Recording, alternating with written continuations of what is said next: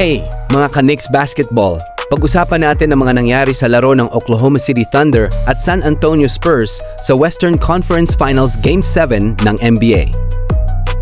Pagpasok ng first quarter, agad na pinangunahan ni Wemby ang Spurs kasabay ng isang posterized dunk kay Holmgren.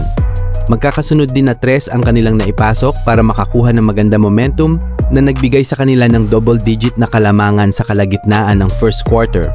Bago matapos ang first quarter, nakapag-ambag naman agad si McCain off the bench nang magkakasunod na tres para pigilan ang tuluyang paglayo ng Spurs, kaya naman naibaba niya ang kalamangan sa 7 para tapusin ang first quarter sa score na 32-25. Sa second quarter ay mas naging mahigpit ang laro ng unang mga minuto ng quarter. Palitan ng basket ang magkabilang koponan habang patuloy na inaalagaan ng Spurs ang kanilang kalamangan. Habang papalapit ang pagtatapos ng second quarter, nag-init naman si SGA at umiscore ng 13 straight points at nagbigay ng assist kay Jalen Williams para makuha ang 2 kalamangan. Ngunit hindi bumitaw ang Spurs at si Wemby na ipasok niya ang mahirap na tira sa pagtatapos ng second quarter para mabawi pa rin ang 3 lamang.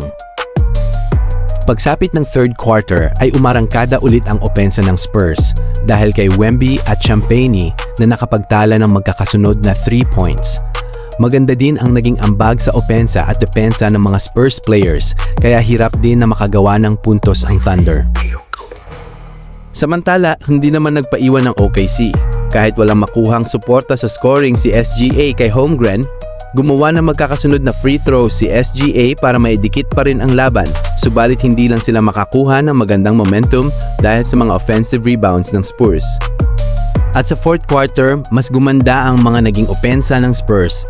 Nang tulong-tulong sila para makakuha ulit ng komportableng kalamangan dahil sa mga 3 points na naipapasok nila kasabay din ng magaganda nilang depensa sa bawat badya ng comeback ng Thunder. Tanging si Wallace lang ang bumubuhay sa OKC na sumasabay ng sarili niyang mga 3 points para hindi tuluyang makalayo ang Spurs. Ngunit maganda talaga ang takbo ng opensa ng Spurs. Hirap makabalik ang OKC kasabay pa ng mga malas nilang tira sa tres na hindi pumapasok. At dahil dun, tuluyang nakuha ng Spurs ang panalo sa score na 111-103. Pinangunahan ni Wemby ang Spurs sa score na 22 points at 7 rebounds. Maganda din ang inambag ni Champagnie na umiscore ng 20 points at nagtala ng 6 na mahahalagang tres. Samantala, kinapos at kinulang naman sa tulong ang 35 points at 9 assists ni SGA.